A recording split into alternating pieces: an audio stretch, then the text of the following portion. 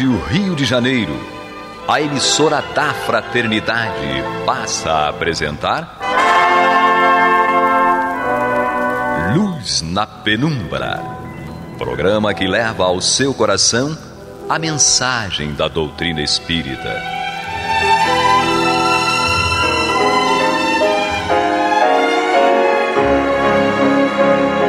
E com vocês, João Batista, para o estudo de O Livro dos Espíritos, da obra codificada por Allan Kardec. Oi, queridos ouvintes.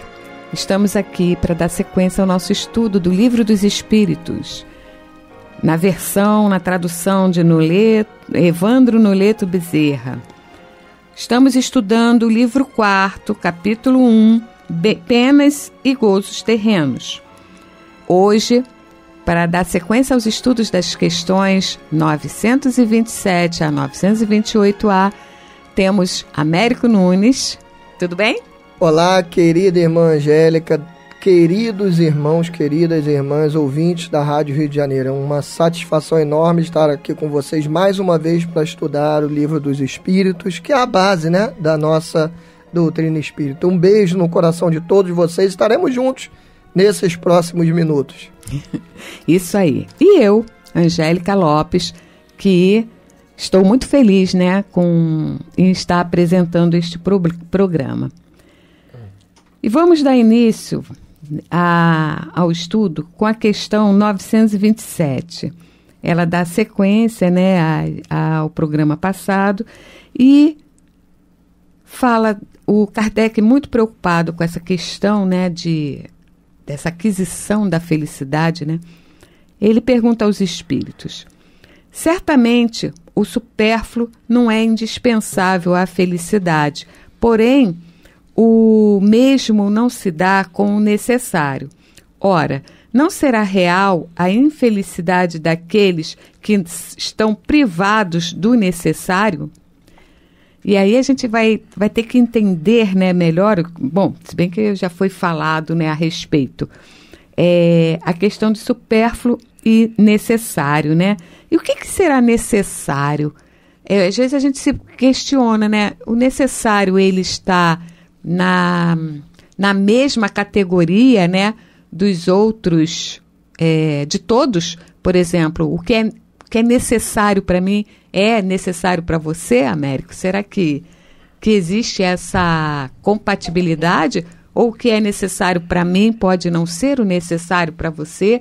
Então, isso a gente tem que ter em mente, Mas vamos lá, vamos ver o que os espíritos responderam ao Kardec. Então, nossos irmãos de casa talvez se lembrem que algumas semanas atrás nós tratamos dos itens 920 e poucos, acho que é 922, se não me falha a memória, e seguintes. E lá, Kardec falava para a gente sobre a diferenciação do que eu entendo como necessário e do que de fato é o necessário. Então, todas as vezes que eu crio uma falsa expectativa do que é necessário, eu vou gerar infelicidade independente do que eu tenha. Então, eu posso ter tudo que é necessário para ser feliz, mas se eu acredito que ainda preciso de mais e mais e mais, e eu entendo que aquilo não é ainda o necessário para mim, que é o que a minha querida Angélica falou, se a minha percepção é de que aquilo não é ainda o suficiente, o necessário para a minha felicidade,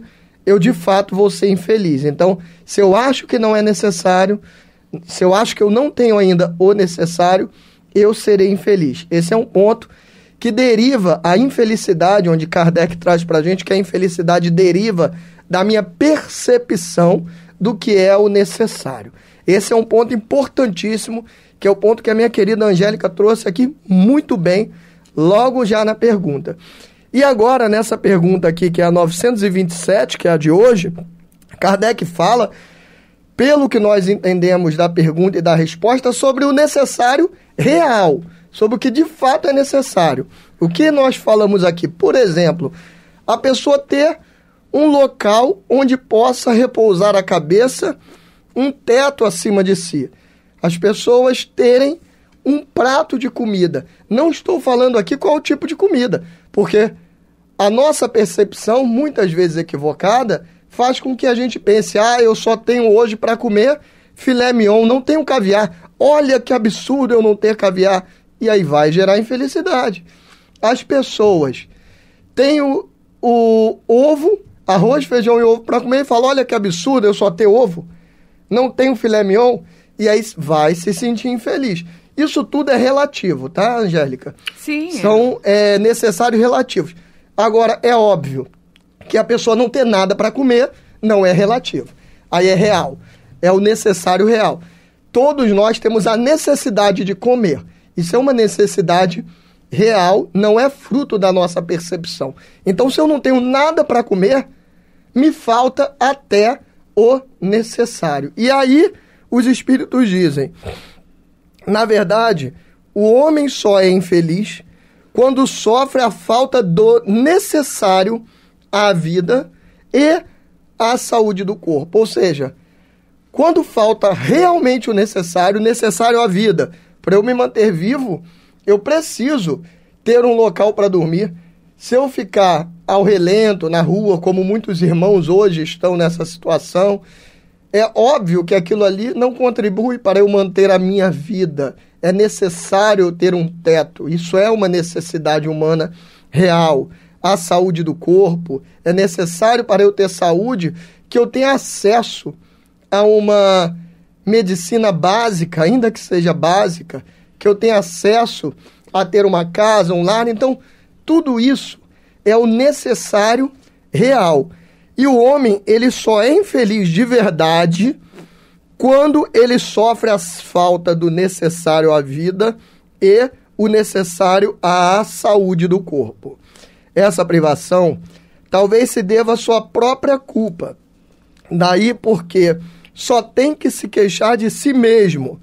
Se a culpa for de outrem, a responsabilidade cairá sobre aquele que lhe tiver dado causa. O que acontece? Ele ainda diz pra gente o seguinte: quantas vezes nos falta o necessário por conta da nossa própria incúria? Eu vou dar um exemplo aqui, claro que os exemplos só podem ser dados se a gente não falar de nome, né? Então eu estava no supermercado ontem fazendo minhas compras, com todo aquele aparato, né, por conta do Covid. Aconselho os irmãos que façam isso, máscara, óculos de proteção, tudo que é necessário. Os caixas também estavam assim, com aquele face shield, máscara, tudo como manda o figurino para esses tempos aí de pandemia, que nós ainda não saímos, ainda estamos saindo, mas estávamos lá fazendo, eu estava passando as minhas compras no caixa e do lado tinha uma senhora, já de uma determinada idade, mexendo no celular, e o cliente olhando na frente dela, querendo que passasse a compra, a fila estava enorme. E aí chegou a gerente foi chamada, chegou a gerente atrás dela e falou: fulana, estou me segurando para não falar nome, porque a gente não pode falar o nome das pessoas. O exemplo nos ajuda a crescer, agora o nome não serve para nada, só serve para a gente condenar as pessoas. Então eu olhei para aquilo e vi a gerente falando: fulana, para de mexer no celular, você não está vendo que tem um cliente na sua frente, que está vendo que a fila está grande?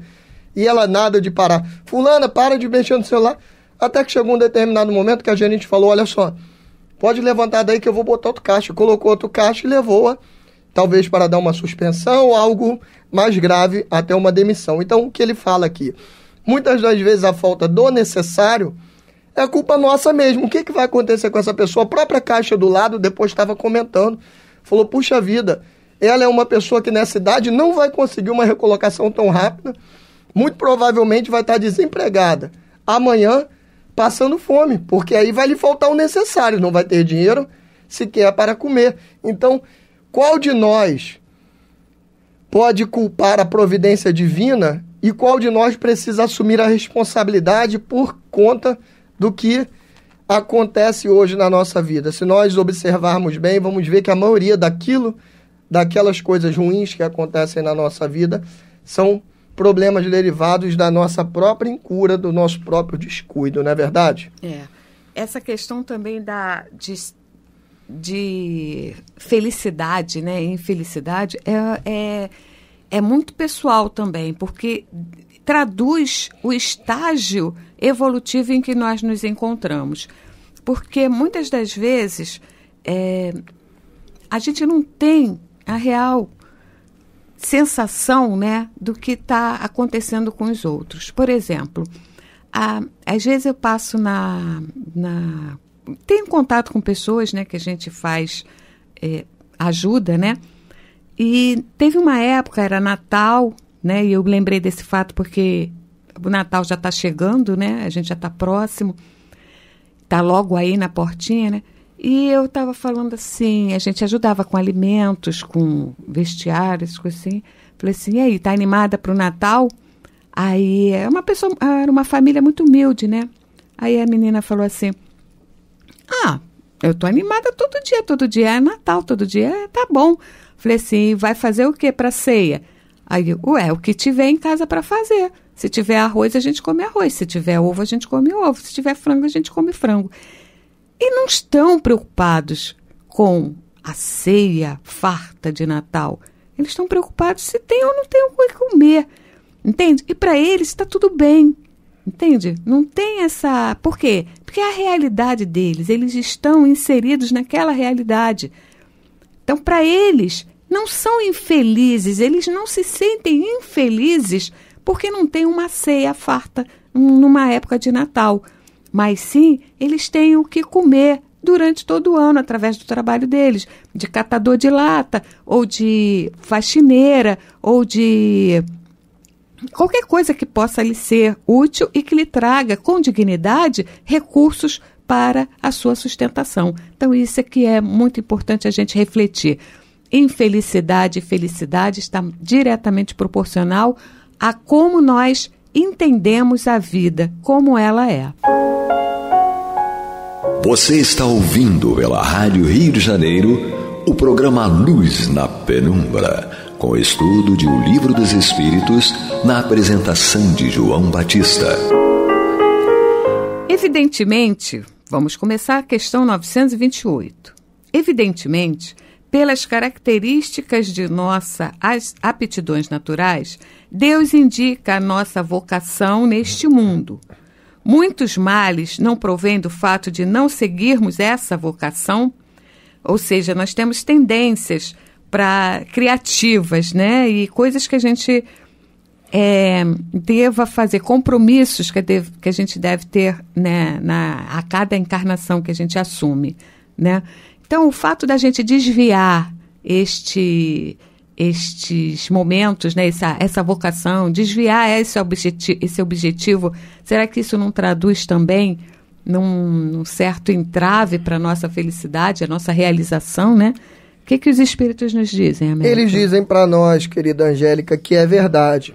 E muitas vezes são os pais, olha só a responsabilidade, são os pais que por orgulho ou avareza, ou seja, para terem um filho numa determinada posição, ou por avareza, para poder não ter que bancar o filho, às vezes, financeiramente, por mais tempo, por algo que demoraria e etc., para se formar. Então, muitas vezes os pais, por orgulho ou avareza, desviam seus filhos do caminho que a natureza lhes traçou, comprometendo-lhes assim a felicidade. Serão responsabilizados por isso. O que é que os espíritos estão nos dizendo?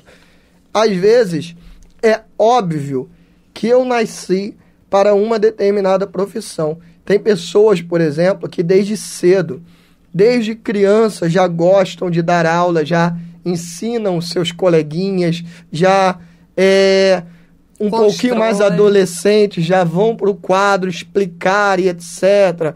Vou usar até essa profissão, poderia usar também outras, mas é porque hoje nós sabemos que o professor, infelizmente, eu sou professor também, sabemos que o professor, infelizmente, ele ganha mal. Então, eu estou usando até o professor por isso, mas poderia usar qualquer outro tipo de profissão.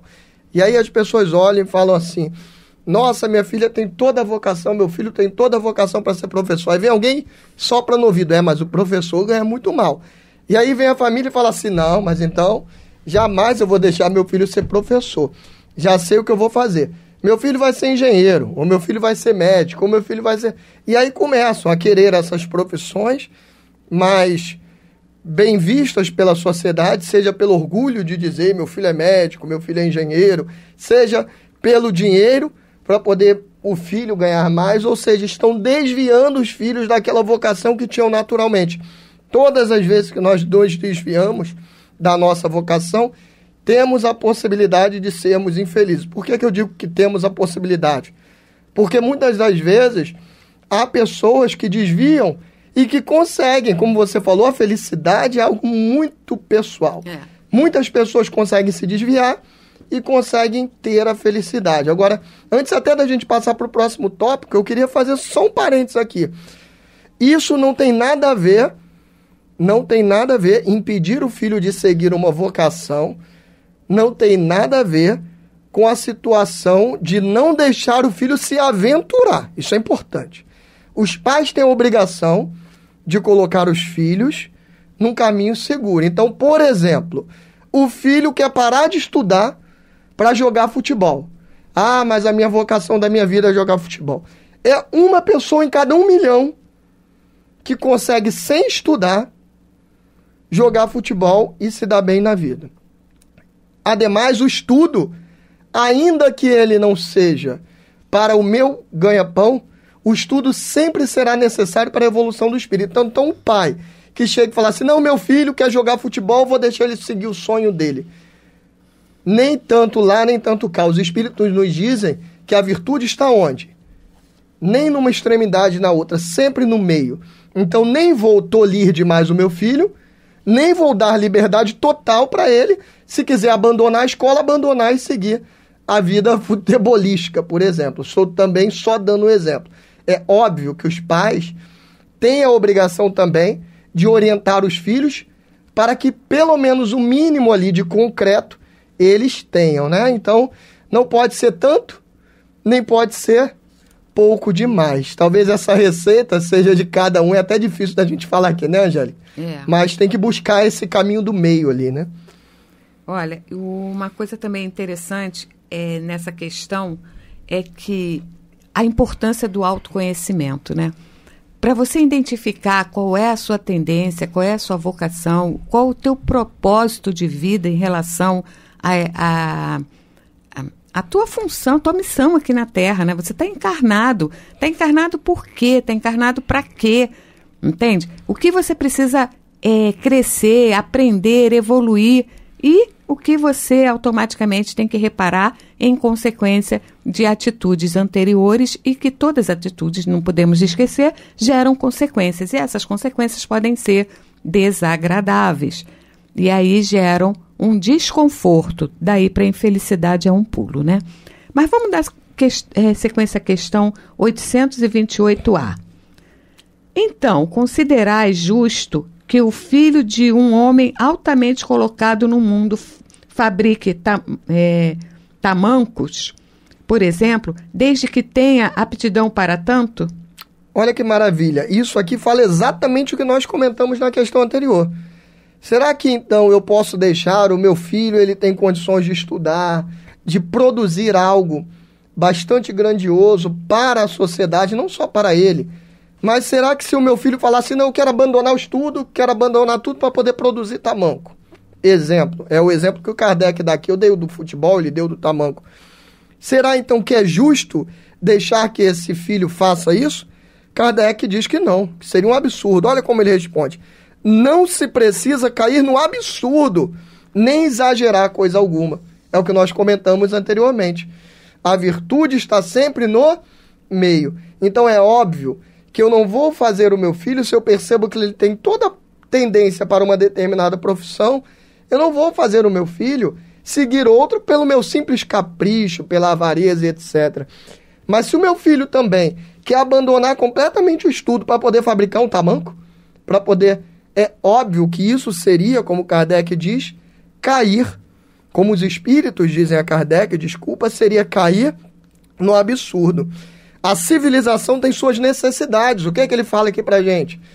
Precisamos usar as nossas possibilidades para produzir algo de útil.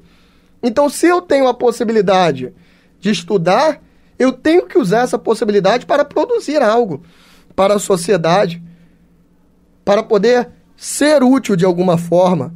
Porque o filho do homem altamente colocado, como dizes, haveria de fabricar tamancos se pode fazer outra coisa? poderá sempre se tornar útil na medida das suas faculdades, desde que não as aplique em sentido contrário. Assim, por exemplo, em vez de mau advogado, talvez pudesse ser um bom mecânico e etc. Então, eu não preciso me desviar da minha vocação. Mas, como sempre, eu não posso cometer os exageros, os absurdos. Não é também, o meu filho quer pintar, quer ganhar vida como pintor. Tudo bem, não vamos tirar essa vocação dele. Vamos incentivar a pintura, vamos incentivar aquele dom artístico. Mas, meu filho, paralelo a isso, você vai lá para o seu curso de pintura, vou te dar as telas para você pintar, mas paralelo a isso, você vai ter que estudar também. Vai estudar. Vai fazer o ensino médio como qualquer outro aluno. Por quê? Porque senão nós não estaríamos sendo pais responsáveis. Então, nada de tirar o filho da vocação, mas nada também de cair nesse absurdo que Kardec falou aqui, de pegar alguém que tem uma possibilidade grande e fazer a pessoa desperdiçar tudo aquilo ali com uma profissão, não que seja menos útil ou menos valorosa, mas com algo que algumas pessoas, às vezes, têm mais acesso e aquelas outras não têm. Então, se eu tenho acesso a fazer algo que outros não têm, eu preciso aproveitar isso para o bem da sociedade. E ele continua dizendo, o afastamento dos homens da sua esfera intelectual é seguramente uma das causas mais frequentes de decepção.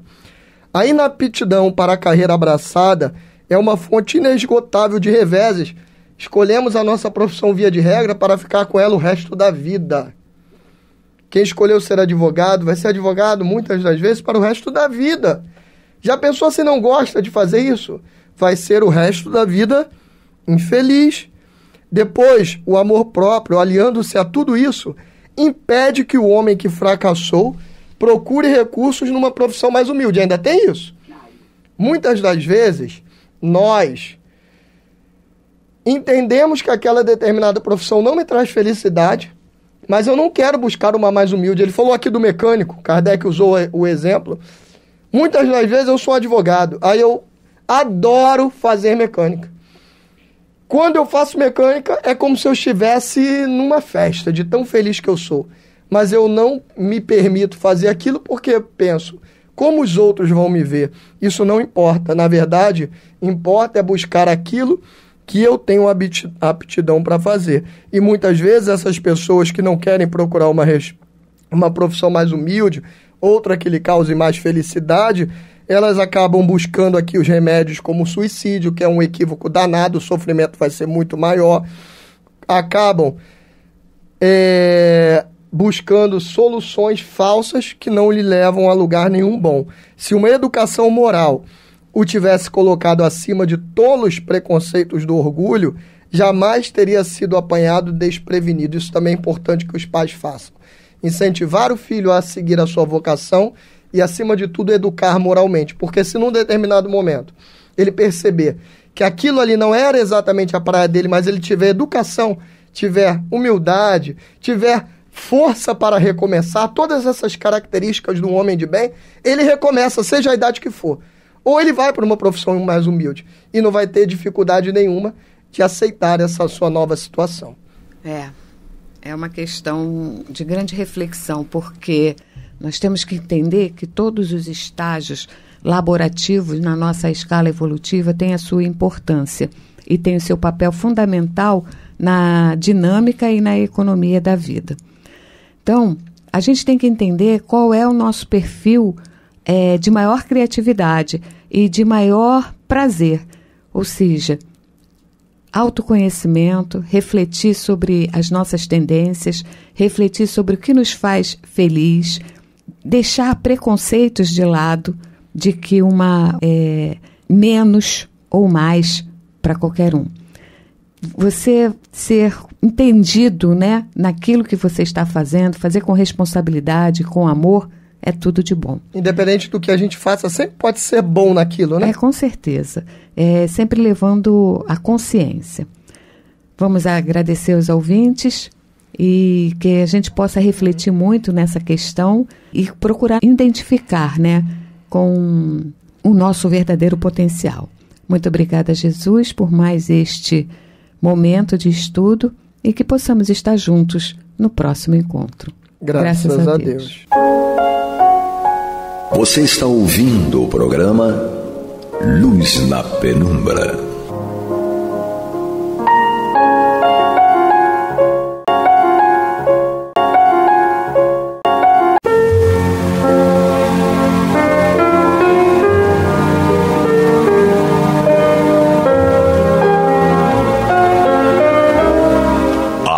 Rio de Janeiro está levando ao seu lar e ao seu coração a mensagem consoladora da doutrina espírita, através do programa Luz na Penumbra. E agora com vocês, Antônio de Pádua Barbosa e Marta Batista. Olá, meus caros amigos, estamos aqui mais uma vez de volta com o programa Luz na Penumbra, no qual nós estudamos o Evangelho segundo o Espiritismo de Allan Kardec. Nós estamos aqui terminando o seu capítulo 21 e para dar prosseguimento a esse estudo, nós contamos com a ajuda, colaboração sempre eficiente da Marta Batista, que já está aqui nos aguardando, e na técnica com prestimoso trabalho do Isaac, que está aqui se desdobrando para atender todas as frentes.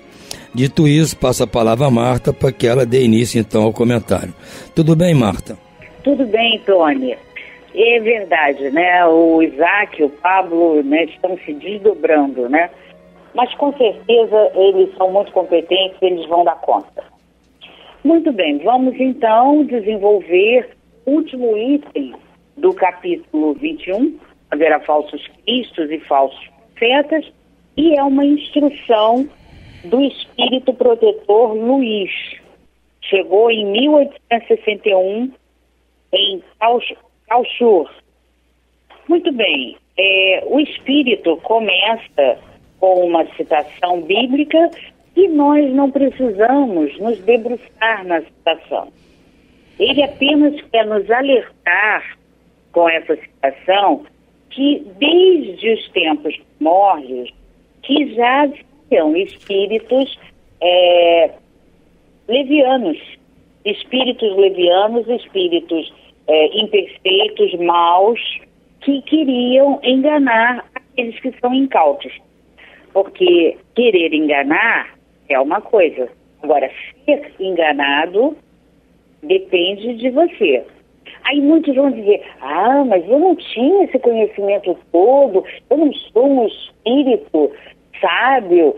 Olha, vamos lá. A doutrina espírita veio justamente para levantar o véu. Então, tudo que faltava nos foi oferecido pela doutrina espírita. Tudo. Não tem nada que falte para que nós possamos dizer que aquilo foi o impedimento de você identificar um mau, um bom espírito, um bom profeta de um falso profeta. Nós temos todo o acervo necessário. Então, é isso que ele quis nos chamar a atenção. Nos aprofundarmos nesse tema, não é você se aprofundar nas questões bíblicas, como muitas às vezes fazem confusão e pensam que é isso. É nós nos aprofundarmos no estudo da doutrina. Essa citação foi só para sinalizar isso e dizer, olha, a coisa é tão séria, a coisa é tão grave, que desde os primórdios já haviam espíritos levianos, espíritos pseudo-sábios, querendo nos enganar. Então vamos lá. Jeremias e os falsos profetas. É uma citação de Jeremias, capítulo 23, versículos 16 a 18, versículos 21, 25, 26 e 33. E diz assim, eis o que diz o Senhor dos Exércitos. Não escuteis as palavras dos profetas que vos profetizam e que vos enganam. As revelações que eles anunciam saem dos seus próprios corações e não do que aprenderam da boca do Senhor. Olha que interessante. Ele já começa a dizer, quer dizer, aqueles que falam com opinião pessoal. E nós temos, Kardec também fala sobre isso. Eu não separei esse texto, esse mini texto de Kardec, mas eu, num outro dia, darei, em que ele diz que dependendo do que o espírito fale, se não estiver totalmente em concordância com os postulados da doutrina, não passará de uma opinião pessoal, mesmo vindo por espíritos conhecidos. Ele estava se referindo a um espírito superior que havia ditado inúmeras mensagens para a codificação. E ele, com muita educação, com muita delicadeza, ele não teve papas na língua. De forma gentil, educada, ele falou sobre isso. Opinião, não passa de uma opinião pessoal. Então, fiquemos atentos a isso. E ele segue. Dizem aqueles que blasfemam contra mim. O Senhor o disse, vós tereis a paz. E a todos aqueles que andam na corrupção de seu coração disseram, não virá sobre vós mal algum. Mas quem dentre eles assistiu ao conselho do Senhor, viu e ouviu a sua palavra? Quem considerou a sua palavra e a ouviu? Eu não enviava esses profetas e eles corriam. Não lhes dizia nada e eles profetizavam por si mesmos. Eu ouvi o que disseram os profetas, que em meu nome profetizam a mentira e dizem, tive um sonho, eu tive um sonho. Quer dizer, então, numa pausa aqui, o que ele quer dizer? Quer dizer que eles se utilizam de chavões, né, esses espíritos enganadores. E cabe a nós estarmos atentos para identificarmos os chavões e não acreditarmos, não sermos crédulos demais. Então ele diz que os chavões sonham. Então, eu tive um sonho, né, no qual via isso assim, ou me disseram isso assim, mas ele disse, isso daí não fui eu que os inspirei, e sim o coração deles em disso, ou seja, estavam interessados em agradar. Quando ele começa aqui, dizendo que ele fala, né, dizendo que haverá paz, haverá tranquilidade, mal cairá sobre ninguém, porque, lógico, ele não vai fazer uma profecia catastrófica, não vai agradar a ninguém. Então, lógico, ele começa sempre com essas palavras. E os espíritos nos dizem, né, que palavras melífluas, ou seja, aquelas palavras excessivamente doces, ali tem algo a se duvidar. E aí, fechando, então, ele diz, até quando essa imaginação estará no coração dos profetas que profetizam a mentira e cujas profecias são apenas as seduções do seu coração? Portanto, este povo, ou um profeta, ou um sacerdote, perguntar, dizer, qual é o fardo do Senhor? Vós direis, vós mesmos sois esse fardo, e eu os lançarei longe de mim, diz o Senhor. Quer dizer, é gravíssimo, né? Você enganar as pessoas, ainda mais lançando mão, de um instrumento precioso que é a mediunidade. Então, logicamente, né, vós mesmos sois fardo, e eu vos lançarei bem longe de mim, diz o Senhor. Então, visto isso, o Espírito Luís nos diz, é sobre essa passagem do profeta Jeremias que eu quero conversar convosco, meus amigos. Deus, falando por sua boca, diz, é a visão do seu coração que os faz falar. E é a visão do seu coração que os faz falar. Essas palavras indicam claramente que já naquela época, os charlatães e os que gostam se glorificar, abusam do dom da profecia e o exploram. Abusavam, consequentemente, da fé simples e quase cega do povo, predizendo coisas boas e agradáveis por dinheiro. Então, é o que eu falei anteriormente, o Espírito está aqui realmente trazendo para nós essa informação precisa. Quer dizer, não é só a Marta que fez esse raciocínio. O Espírito Luiz, escolhido, a sua mensagem escolhida por Kardec, traz essa informação, que diz que ele, o Espírito, profetizou, predisse coisas boas e agradáveis por dinheiro. Quer dizer, um Espírito que quer enganar, que quer mistificar, é lógico que ele não vai dizer coisas ruins, negativas, né? Que vão, logicamente, apavorar aquele que está recebendo a informação.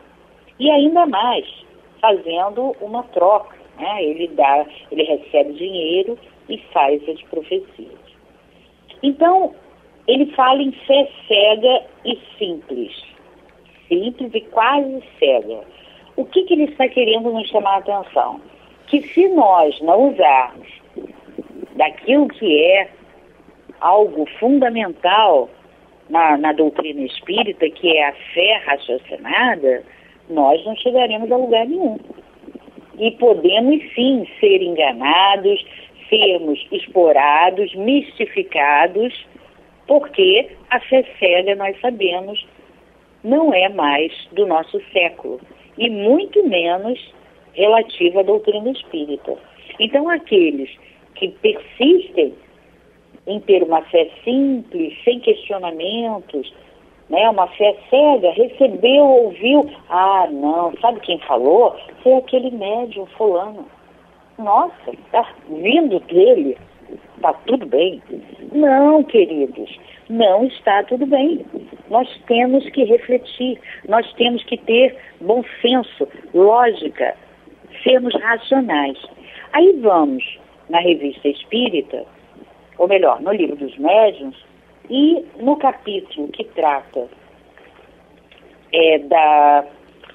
do capítulo 24, Identidade dos Espíritos, nós temos aqui no item 263, é 263? Deixa eu ver aqui. Os Espíritos, né, São Luís nos diz o seguinte, que nós temos que ter um critério para usarmos na avaliação das mensagens, das informações que chegam a nós através dos Espíritos. E qual é o critério? É justamente o do bom senso, da fé raciocinada. Então, isso é que nós precisamos estar atentos e utilizar sempre. Porque a pergunta que nós temos que nos fazer, quando queremos identificar um espírito, se ele é bom ou mau, a que grau da escala espírita esse espírito pertence, com essa informação que ele trouxe agora. Então, é o bom senso, a lógica que tem que nos guiar. Quem fala isso é São Luís, para nós, no Livro dos Espíritos. O item 266. Ele diz assim: por mais legítima confiança que vos inspirem os espíritos dirigentes dos vossos trabalhos, há uma recomendação que nunca seria demais repetir e que deveis ter sempre em mente, se vos entregar aos estudos, a de pesar e analisar, submetendo ao mais rigoroso controle da razão, todas as comunicações que receberdes, a de não negligenciar desde que algo vos pareça suspeito, duvidoso ou obscuro, de pedir as explicações necessárias para formar a opinião. Olha, ele está se referindo ao dirigente, a um possível espírito dirigente da casa. E por que São Luís que nos dá essa informação? Porque São Luís era o dirigente da Sociedade Espírita de Estudos Espíritas Parisienses. Então, São Luís nos diz, por mais respeitoso que possa parecer, devemos ter essa confiança passada sempre por um questionamento, pelo bom senso, pela lógica. e cobrar, sim, do espírito, com educação, com respeito, com afabilidade, cobrar daquele espírito, o protetor, orientador, algo que não bata com o bom senso e a lógica, né? Então, o que o Espírito Luiz diz? Ele segue dizendo: essas palavras indicam, nós já lemos, os charlatães, e também ele diz, essa espécie de fraude era bem generalizada na nação judia. E é fácil de compreender que o pobre povo, na sua ignorância, estava na impossibilidade de distinguir os bons dos maus.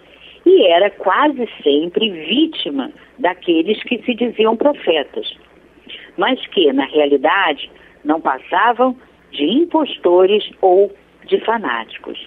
Não há nada mais significativo do que estas palavras. Eu não enviava esses profetas e eles corriam. Não lhes falava nada e eles profetizavam. Mais adiante ele disse, tenho ouvido esses profetas que profetizavam a mentira em meu nome, dizendo, tive um sonho. Indicava, assim, um dos meios empregados para explorar a confiança que se tinha neles.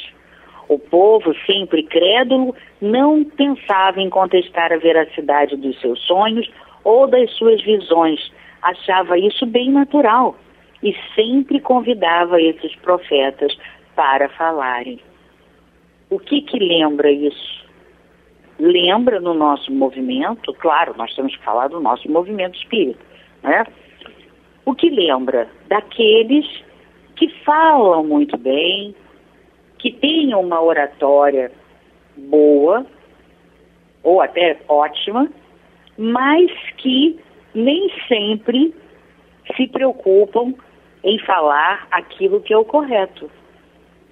Então existem uma série de itens no Livro dos Médiuns, nesse capítulo 24, a partir do item 267, em que Kardec coloca, podemos resumir os meios de reconhecer a qualidade dos espíritos nos seguintes princípios. E aí ele vai elencar aqui, né, são 26 itens. Mas, logicamente, a gente vai, né, pincelar, porque, é claro, isso aqui é uma recomendação, é uma sugestão que nós busquemos o Livro dos Médiuns e estudemos esse capítulo que trata da identidade dos espíritos, ou seja, como você definir ou discernir ou distinguir um espírito bom de um espírito mau. Porque existem questões de espíritos que são bondosos de coração, mas por desconhecerem com mais profundidade, ou até mesmo por falta de um conhecimento mais profundo, eles erram, né? Nos informam coisas erradas, mas sem intenção. Mas existem outros espíritos, os malévolos, os levianos, e os pseudo-sábios, que realmente querem nos enganar, sim, porque para eles o mais importante é o orgulho deles estar acima de tudo. É eles serem reverenciados, serem aclamados como espíritos que trouxeram uma informação assim. Aquela bem esdrúxula, né, que chama a atenção. Então, como existem esses que realmente são maus e querem nos enganar, cabe a nós estarmos atentos. E, logicamente, é preciso que nós estejamos embasados nas informações corretas. Não basta que a gente tenha diga que tem uma fé raciocinada, mas na hora que a informação veio do fulano, do expositor fulano, do médio Beltrano, aí você diz, não, peraí, isso é uma heresia. Eu desconfiar dessa informação, nós não estamos querendo denegrir a imagem de ninguém, quando buscamos essa lógica e esse bom senso nas informações. Não. Nós queremos é nos livrar de nos comprometermos. Porque se um espírito com má intenção ou sem má intenção nos der uma informação equivocada e nós a seguirmos, nós vamos ter que responder por isso. Porque as consequências de seguir uma orientação equivocada geralmente são graves. Aquilo ali não vai dar certo, vai redundar em situações complexas, difíceis, e quem é que vai responder? Nós. É claro que aquele espírito vai responder, ele individualmente, por ele ter sido um espírito mistificador, por ele querer ludibriar as pessoas, enganar. Mas nós vamos responder pelo fato de não termos ido na fonte, né? E sempre é bom lembrar, eu vou falar exaustivamente isso, sempre que o tema couber, a fonte é Kardec, a fonte é doutrina espírita. Ah, mas então, Marta, você está dizendo que nós não podemos ler e estudar obras subsidiárias? Claro que podemos. Lógico. Não existe índex, né? Aquele índex proibitório que aconteceu na Idade Média, que veio da Igreja Católica. A doutrina espírita não tem índex proibitório. Mas é preciso que a gente tenha coerência, tenha bom senso e entenda que a base, o crivo, é a codificação. A codificação, entendam aí, nada a ver com o Pentateuco, né? Isso não tem nada a ver com doutrina espírita. Isso daí faz parte das religiões dogmáticas, né? Que seguem a Bíblia e tem lá o Pentateuco. Nós não. As obras fundamentais da doutrina são 20 e poucas obras, 21 ou 23, incluindo os volumes da Revista Espírita. Então, nós temos que ir nessa fonte. A codificação é a fonte. Aí, munidos das informações, nós vamos poder identificar algo equivocado. Por exemplo, aqui no Livro dos Médiuns, nesse mesmo capítulo, em algum item aqui, ele fala que não se pode prever nada e precisar datas. Ora, o que nós vamos depreender? O que o bom senso e a lógica vai nos fazer depreender dessa informação? Que quando chegar uma mensagem falando de data, cabe a nós não aceitar, né?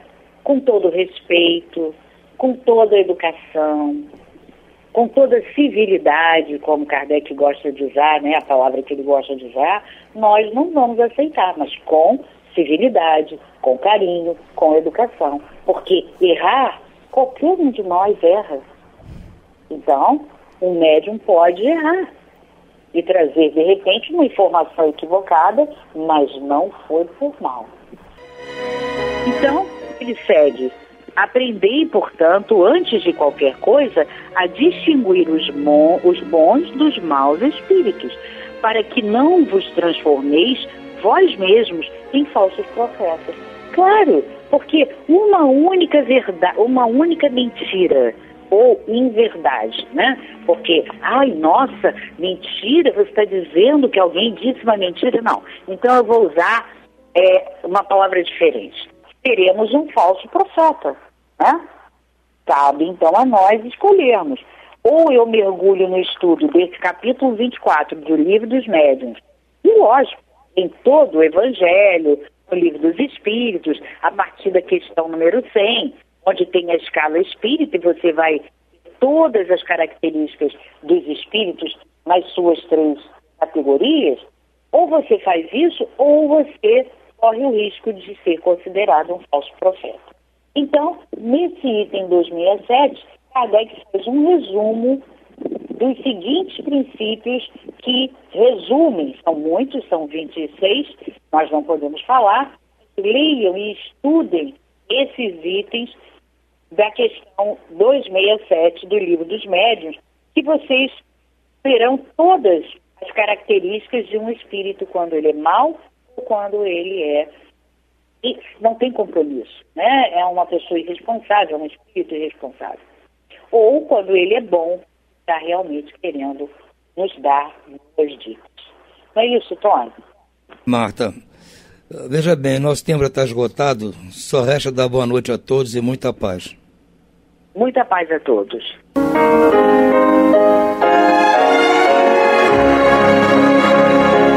E vamos ouvir agora a prece de encerramento de nosso programa, na voz de Geraldo de Aquino. Jesus, dá-nos coragem para a luta, piedade para os insultos e misericórdia para as injustiças e ingratidões. Limpa nossa alma de inveja e ambições mesquinhas, de ódio e de vingança o nosso caminho. Que assim seja.